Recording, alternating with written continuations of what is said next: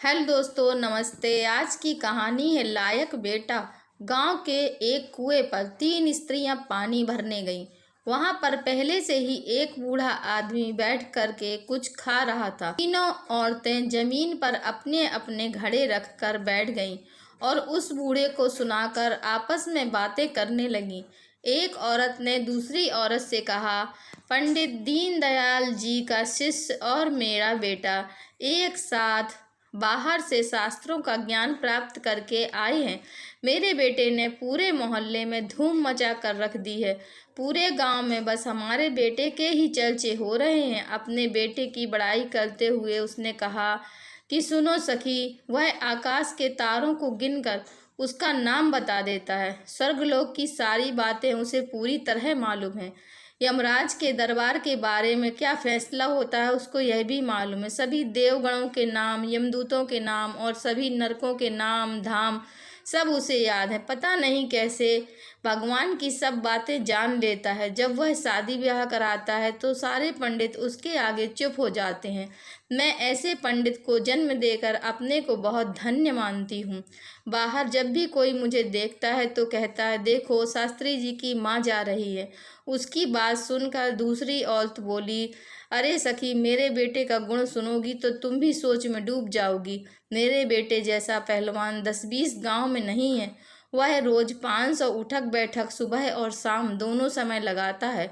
अखाड़े में जब वह ताल ठोक के उतरता है तो बड़े बड़े पहलवान उसके आगे अपनी जान की भीख मांगने लगते हैं। बहन जी, सच मानना, उसके जितना पहलवानी में नाम आज तक किसी ने नहीं कमाया। मैं उसे बहुत अच्छा अच्छा पौष्टिक खाना खिलाती हूँ।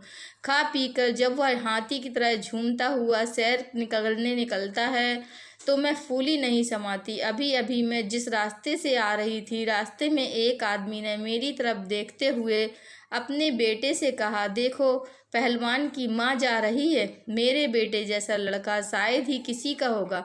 सच मानो सखी, मैं अपने बेटे की बड़ाई सुनकर खुशियों से झूम उठती हूँ। दोनों स्त्रियों की बात सुनकर तीसरी औरत चुप रही। इस पर एक स्त्री बोली, तेरी हालत देख के ऐसा लगता है मानो तेरा बेटा लायक नहीं निकला। इस बात पर तीसरी औरत बोली, देखो मेरा बेटा जैसा भी है मेरे लिए बहुत अच्छा है। उसे नाम कमाने की लालसा नहीं है। वह बिल्कुल सीधे स्वभाव का है। दिन भर खेतों में काम करता है, शाम को घर आकर घर के लिए पानी भर देता है। घर के काम से उसे उतना समय ही नहीं मिलता कि वह नाम कमाए। आज मेरे बहुत कहने पर वह मेला देखने गया, तभी मुझे पानी भरने आना पड़ा। मुझे आज इधर आते देखकर देखने वाले इसी बात पर आश्चर्य करते थे कि मुझे पानी भरने के लिए कैसे निकलना पड़ा। तीनों स्त्रियों की बात समाप्त हुई तो वे जल्दी जल्दी अपने पानी के घड़ों में पानी भरकर वहां से अपने घर के लिए रवाना हो गई। बूढ़ा आदमी भी उनके पीछे पीछे चल पड़ा। थोड़ी दूर चलने के बाद पीछे से तीन युवक आ रहे थे। वे तीनों उन स्त्रियों के लड़के थे जो मेले से घर लौट रहे थे।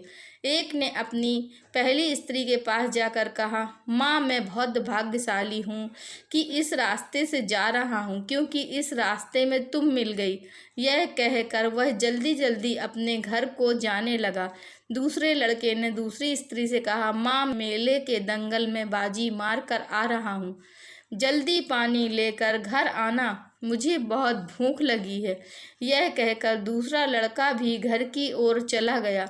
इसके बाद तीसरा लड़का आया, तीसरी औरत के पास आया और उसके हाथ से पानी का घड़ा लेकर बोला, माँ, तू पानी भरने क्यों आई? मैं तो आ ही रहा था। वह घड़ा लेकर अपने घर की ओर चल पड़ा। तब अपने अपने बेटों की ओर इशारा करते हुए तीनों स्त्रियों ने चलने वाले बूढ़े आदमी से पूछा, बाबा, तुम हमारे बेटों के बारे में क्या कहते हो? बूढ़ा आदमी अपनी दाढ़ी पर हाथ फेरता हुआ बोला, तुम लोग अपने अपने बेटों के बारे में चाहे जो कुछ भी कहो, मेरी राय में तीनों में से केवल एक लड़के के पास ऐसी नैतिक शिक्षा का अर्थ मालूम है जिसे बेटा कहा जा सकता है। पहले दो तो अपनी अपनी माँ के पेट से निकलकर उनसे बहुत दूर हो गए हैं। तीसरा, अपनी माँ के शरीर से अलग होते हुए भी माँ के मन से मन मिलाए हुए है। जिसमें आत्मीयता है उसी को सपूत मानता हूँ। बूढ़े आदमी की बात सुनकर दोनों स्त्रियों के मुंह शर्म से छोटे होकर नीचे झुक गए। तीसरी स्त्री का मुंह गर्व से ऊंचा हो गया। दोस्तों, अगर यह कहानी आपको पसंद आई है तो कृपया लाइक कीजिए, शेयर कीजिए और चैनल पर नए हैं तो कृपया चैनल को सब्सक्राइब कीजिए। धन्यवाद।